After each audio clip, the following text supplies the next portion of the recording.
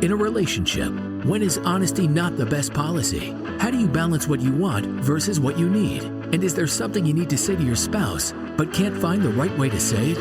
If so, then you're in the right place. This is the Lunch with Sandy podcast.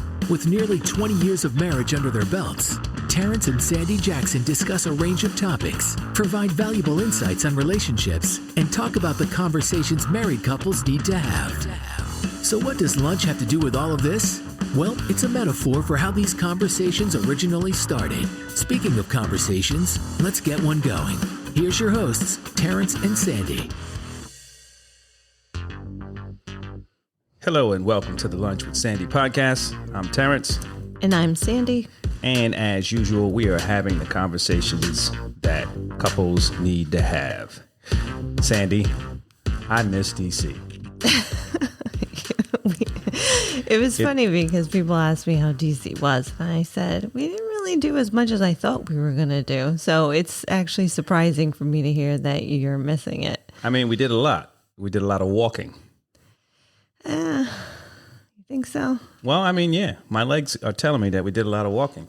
No. My legs didn't tell me anything. Today's hike definitely told my legs I did something. Yeah, that's your legs saying, listen, you might have forgot about the walking that you did in DC. No. But we're here. The drinking was nice in DC too. Yes. I can't say much about the food, but I did find something different. So with espresso martinis, I feel like here, it usually comes with Baileys. So you have to ask them not to put Baileys. And there, you had to ask them to put the Baileys. So, yeah, well, you know what else that I discovered, and I was at that last restaurant. What's that?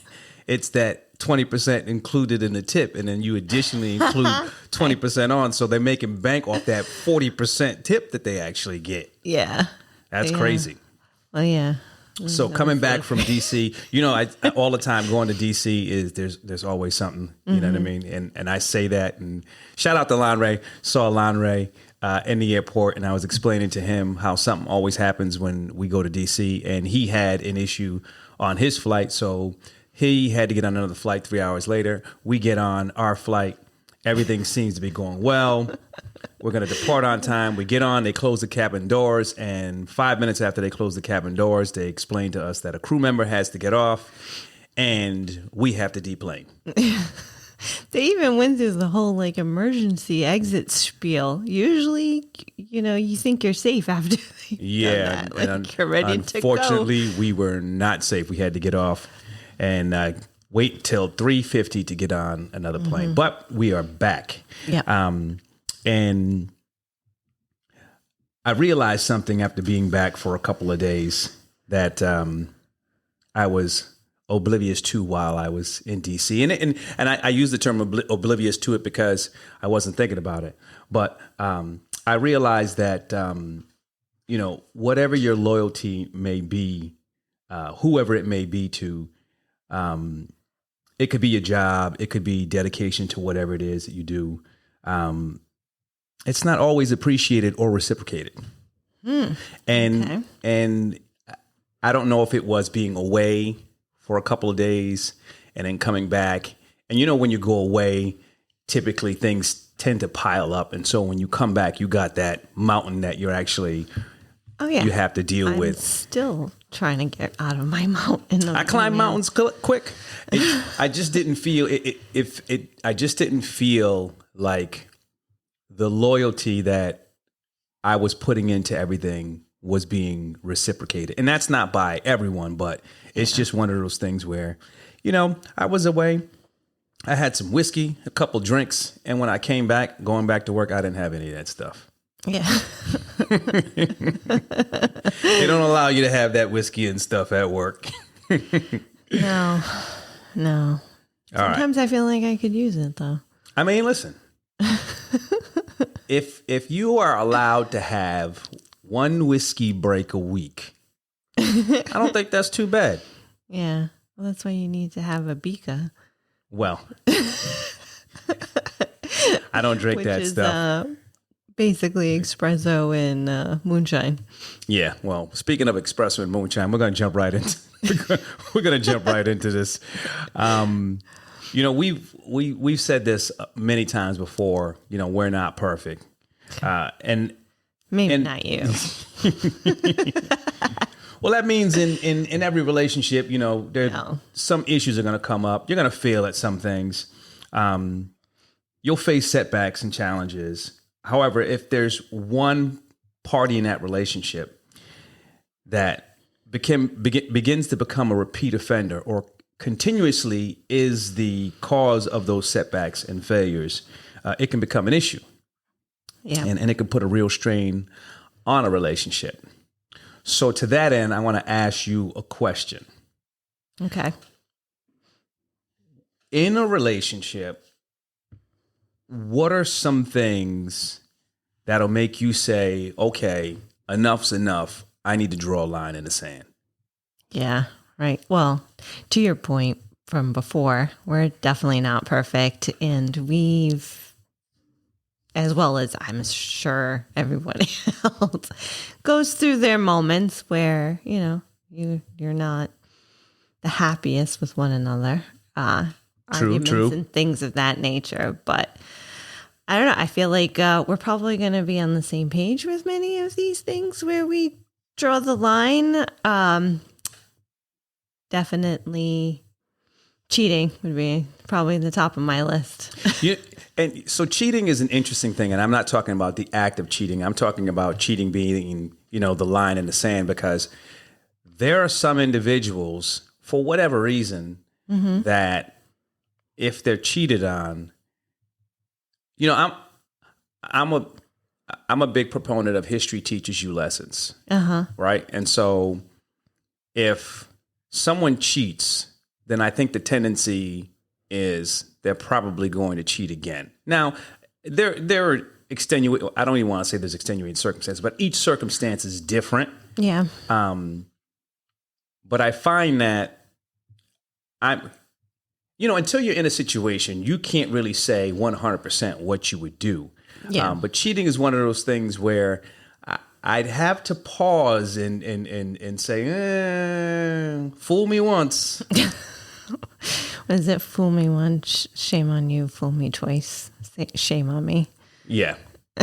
Fool me 3 times, then we got a problem. And the other thing about cheating is people define cheating different. Oh, yeah, I was going to say so, that. Right. What do you consider cheating?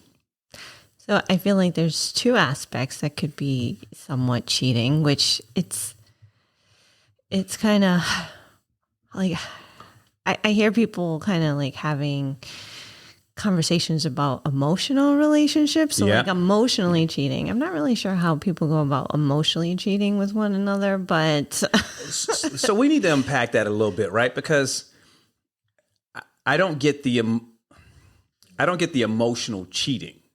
Yeah, like if someone's not there for you emotionally, people, like that you just love that. I don't get that one. I love to hear other people's opinions. Yeah, and again, because everyone's experience is different and each situation is different. For me, I don't grasp the concept of emotional cheating. I mean, I tend to be black and white on the situation. Either you're cheating or you're not. Right? I know some people may define cheating as, oh, well, you know what? You looked at someone or yeah. I definitely would not define cheating as looking at someone. Sometimes your eyes just notice things, especially when your superpower is observation like mine. Right. And honestly, I'm probably noticing the same thing. I'm like, oh, she'd be looking at him. I caught her a couple times. No, I'm like, wow, those melons are huge. Like so we were talking we were talking about DC and coming out of one of the hotels. I don't know what that girl had on. Yes. I don't know what she had on. Not much. I know exactly. She didn't have much of anything on, but I know you saw that. Right. You saw it. I saw it. The door valet he saw it too. Everybody saw it. Like, how do you miss that? Like, yeah. And I can appreciate beauty. Like, you know what I mean? Whether it's same sex, opposite sex, it doesn't mean anything to me other than like, oh, wow, like that person is, Yeah. good for them. Because if you deny that you have that appreciation or you have eyes, right? Right. Then you're lying. Now, I mean, obviously, there's a hard line that you can cross with cheating, and I think that I don't think there's any question. I don't think there's any question. You can't say it wasn't me. Right. There's that hard line. But again, people define cheating differently, and Agreed. And I don't really know how to define emotional cheating, but I would say that cheating is probably one of those things where you should draw a line in the sand. I don't know if I would draw that line in the sand because, again, I haven't been in that situation.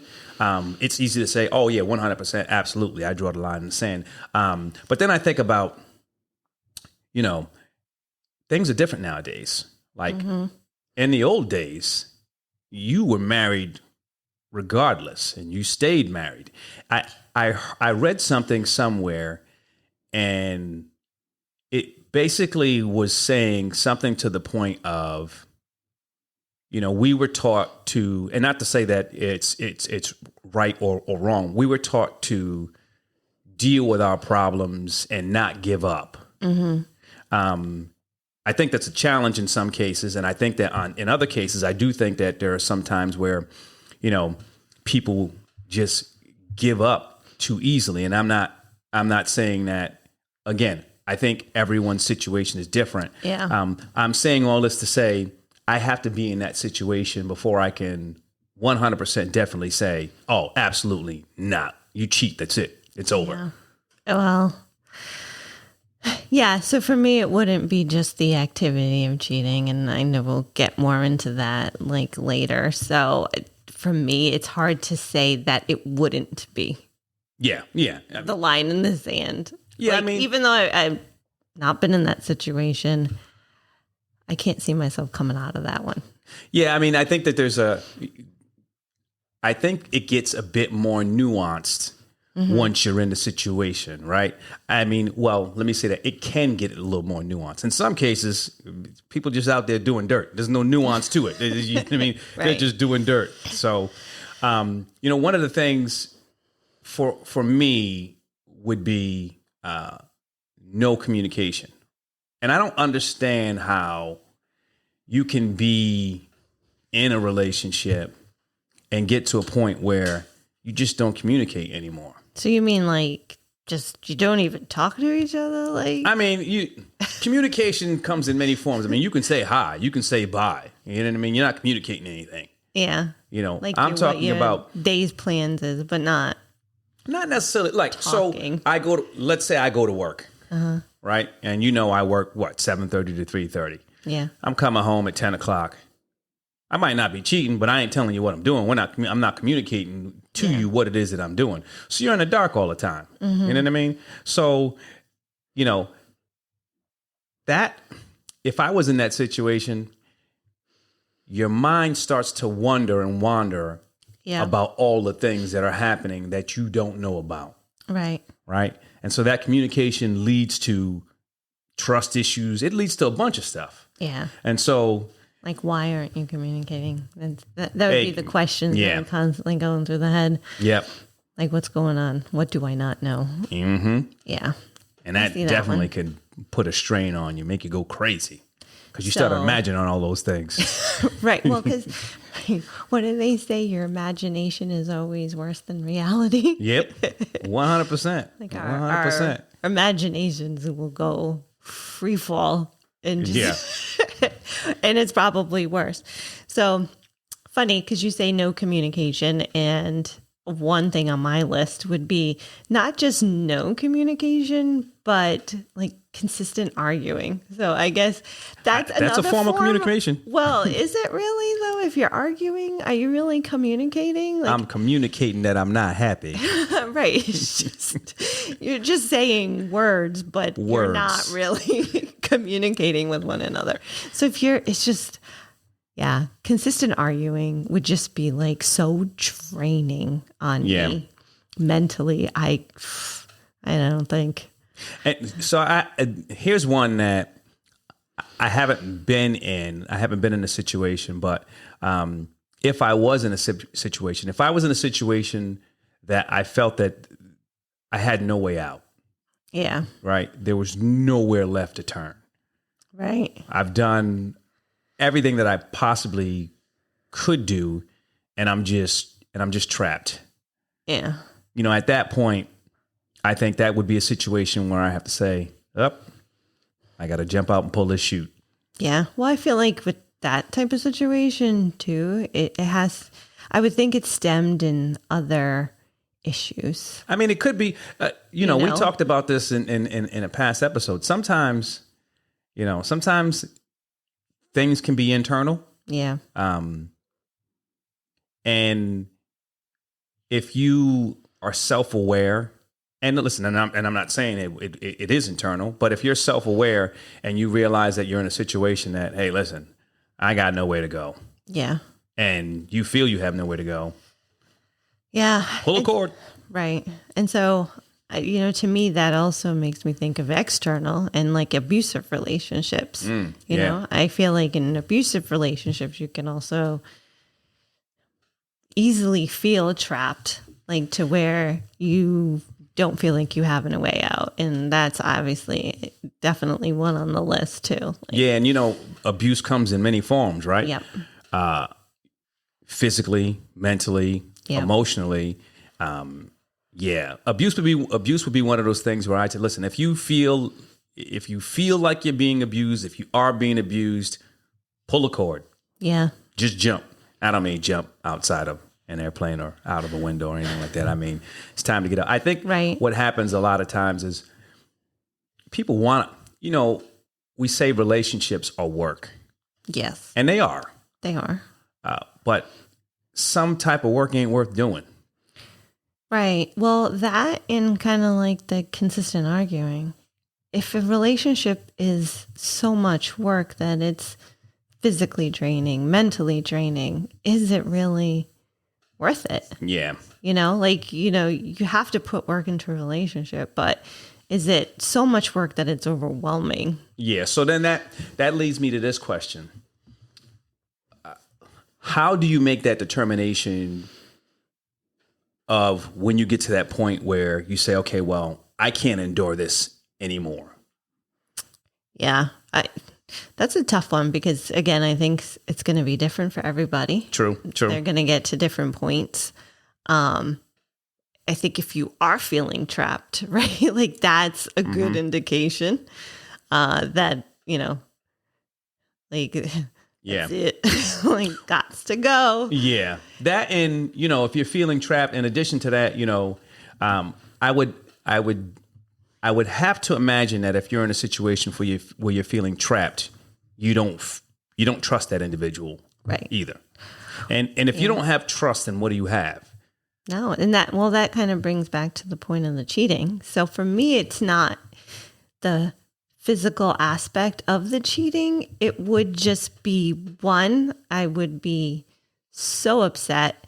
There would be absolutely no trust left. And I don't think I could rebuild that trust. I think it would just be so devastated and just eliminated that there would be no coming back from it. So it's not like the physical nature of it, the act of the cheating.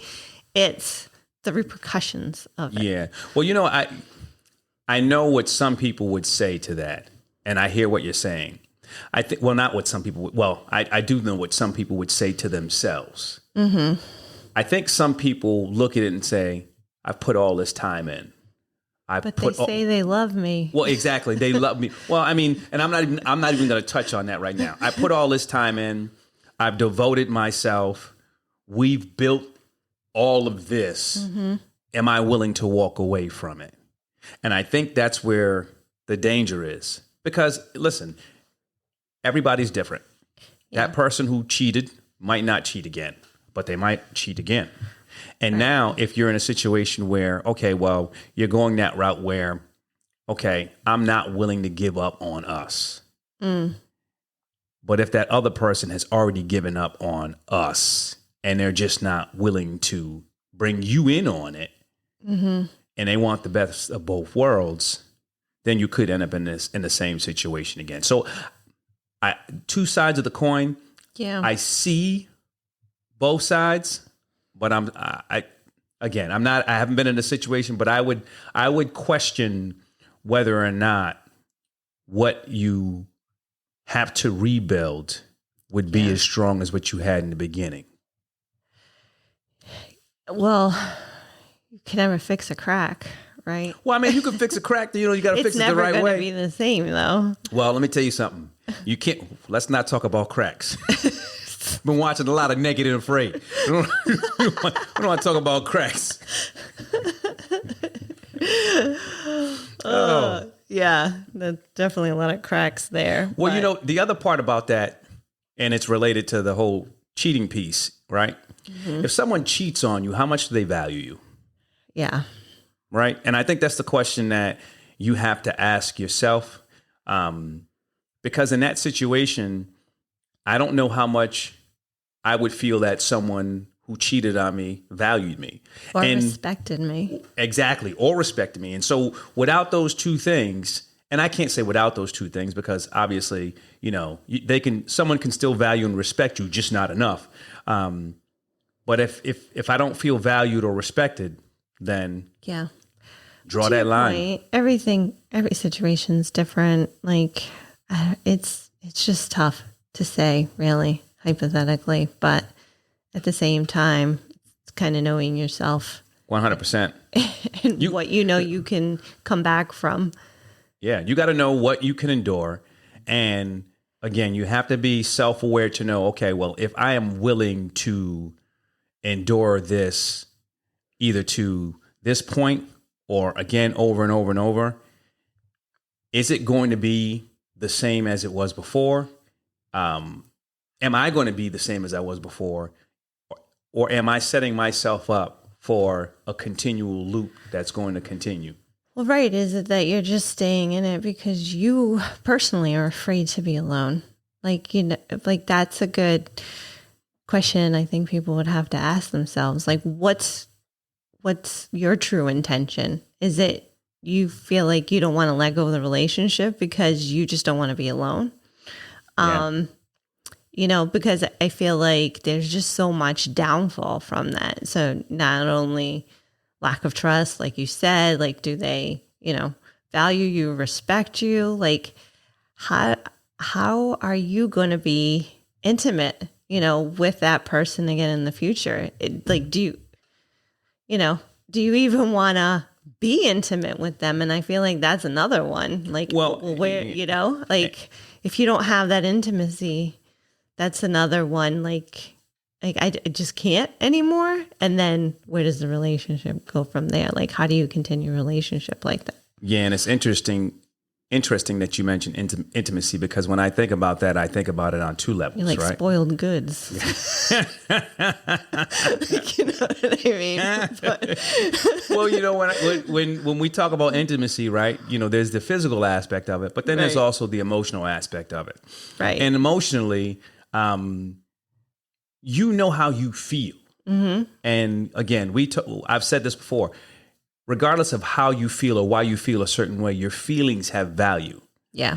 And if you feel emotionally that intimacy is not there, and physically that it's not there, then what's the point? I mean, I think that's one of those situations where, if it's not there, it's not there. Yeah. I don't know how long you can wait for it to come, but... Like, right. Are you just living as friends at this point? Yeah. Is it truly, and I guess maybe some people at some point in their life, they're fine with that. I don't know. I don't think personally I would be, but everybody's different and everybody's expectations of what they want out of a relationship is different. Yeah, you're right. Everyone's different. And it's funny that you mentioned that because, we've hit on this a couple of times. We talking about, sister husbands and sister wife, whatever it is, brother husbands, husband and sister wives. But ironically, I was watching one of those episodes, and the whole extra husband thing was spurned by the fact that, you know, the husband just he didn't want to be intimate with the wife anymore. But at the same time, They were still fine staying married. they were fine staying married. He still loved her. She still loved him. And they said, hey, like, hey, you still love each other, but now we're just going to be more like go best find me a friends brother than- husband. than like, you know, It's husband and wife. crazy. I mean, that one couple, so the husband and wife has been married for 20 years. And the brother husband, well, I don't think he's a husband yet, they has been with the wife for 5 years, and now she's looking for another one. But anyway, now I'm getting sidetracked Well, with the brother husbands. Yeah, fortunately, we're not in that position. No, 'cause no. I would not be happy. No. So Or would I? well, there you go. So that brings me to an interesting question, right? You know, there's a difference between drawing a line in the sand saying I can't endure anything anymore and just giving up on a relationship. Just saying, you know what, I'm done with this relationship. Yeah, like how do you, like where's the line for that one? Well, and I don't even know if there is a line. I think it's a don't know. situation where, you know, you're looking at the relationship and you're saying, okay, well, you know what? Are we headed in the same direction? Right. It's not necessarily that an event happened or your partner did something that you say, listen, I can't take this. It's just looking at what it is that you have and you saying, nah, I don't like them color pants you wearing. We can't do this. I don't like to see your face anymore. Yeah. You know what? I wake up every day, I look at your face and I just feel disgusted. You know? So mean. But, right, I think it depends on one, right? Like, I think it's unique if you guys are not on the same page. Is it like, you know, I feel like you've exhausted all means. It is easily defined if you're both on the same page and you're both looking at each other and just like, yeah, this ain't working out. And you both feel the same way. Giving up on a relationship, I think, is a little harder to kind of figure out if you're giving up. Because like if one person is still willing to put the time and the energy and the work into it, but the other one's not, is that giving up? Well, You know? all it takes is one person to give up. Right. Yeah. No, exactly. And I think that point goes more to what I read about older couples who say, listen, we just don't throw stuff away. We're in this. We're going to be together. We're going to fight to save, even if it's just one person. And you know, there's a lot of situations where you have one person fighting to save something and the other person is just Yeah. Like saying, do whatever. Yeah. Whatever. As opposed to, you know, that whole situation where, you know, when you've had enough, you know, there's some actions that are being taken that are bringing you to the point where you say, hey, listen, I can't do this no more. Well, and I think one of the reasons, like abuse, like it doesn't matter. Just get out. You know, go find help if you need it.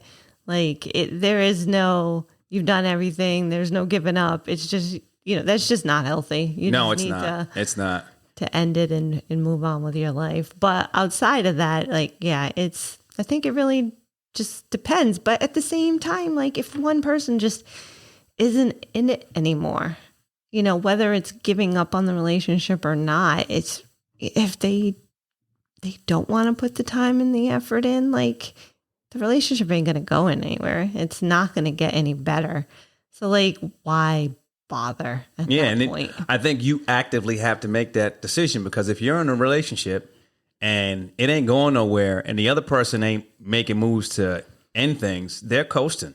Yeah. I mean, they're either fine with the status quo or they're waiting for you to pull the trigger. Yeah, it's like I think at that point you just need to be honest with yourself and honest with your partner. Like, yeah, like I think this has run its course.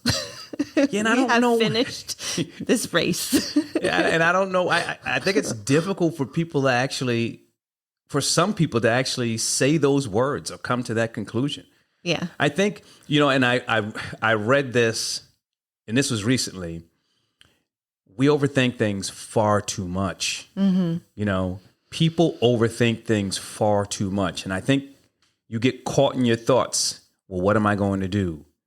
What happens next? Right. Well, how am I going to find somebody else? And you start overthinking it. And I think that leads you to situations where you're not being respected, you're not being valued, because while you're doing all that extra thinking, your partner could be out there doing dirt. Yeah.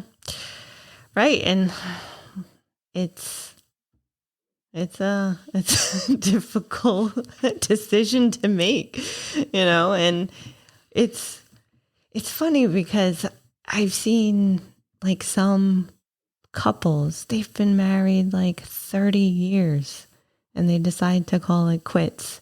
And I'm like, after 30 years, like, why do you decide this after 30 years? So to me, that's, just human behavior that I find interesting. Like, what's going on? Like, if you were able to make it 30 years, like in your, people are like in their 60s, 70s getting a divorce. And I'm like, why bother at that point? So I'd ask the question, what have you been doing for these 30 years? Or what's been going on? Because, right. Like I said, I read that story where, the older generation was, saying that one of the reasons why the divorce rate was so low is because they worked through everything. Now define work through. Yeah. That's the thing. What do you mean when you say work through? Because if you're married for 30 years or something and then you call it quits, sounds to me like somebody said enough is enough. And right. I don't think that's a situation where they're giving up. I think it just took them a long time to say, hey, listen, I've reached my breaking point. That's it. And I mean, it could be that they're just deciding that, well, did we're they just giving up. One of those lines in the sand, but they didn't think it was culturally acceptable to get the divorce. True. Now, see, that's an interesting point. So they've kind of just been status quo, like whatever. You have your room, I have mine, and then they realize that's things have changed. That's interesting. It's funny that you mentioned that because culturally, I have seen that, and it blows my mind. The whole 2-room thing. That blows my mind because, well, put it this way, it'll make it last. Right. The idea, the concept, it will last because that interaction is not there. I don't know how, and again, I don't want to classify everyone, but I don't know how you have that physical, emotional intimacy and attentiveness and awareness being in two completely separate rooms and completely separate beds. But hey, to each his own. Yeah, well, I guess when you're the only two in the house, you don't have to really worry about, certain things. Yeah. And hence you can do the 2-bedroom situation because, not for nothing, somebody's a very loud snorer. The 2-bedroom situation wouldn't sound so bad to me. Let me tell you something. The 2-floor situation won't sound so bad in those cases. I'm just going to shut my door. Good night. It sounds like we're speaking from personal experience. Not us ourselves, but again, 2 floors. Oh, goodness. I said this in the beginning. No one's perfect. No relationship is perfect. But there should always be that expectation that whatever relationship you're in, you should be treated in such a way that makes you happy. And if you're not, then you need to make a decision. Your decision should be based on whether or not you feel you can continue to endure any of the hardships or failures in your relationship. If you don't like the direction of that relationship, then it's time for you to decide whether or not you need to make a change. That is it for this episode. Thanks for listening. We'll talk to you soon. That's it for this week's episode of the Lunch with Sandy podcast. Thanks for listening. We'd love to hear your feedback and comments on Instagram, TikTok, and Twitter at Lunch with Sandy. And be sure to follow us on your favorite podcast app. If you enjoyed the show, don't forget to rate and review us. Thanks again for listening to the Lunch with Sandy podcast.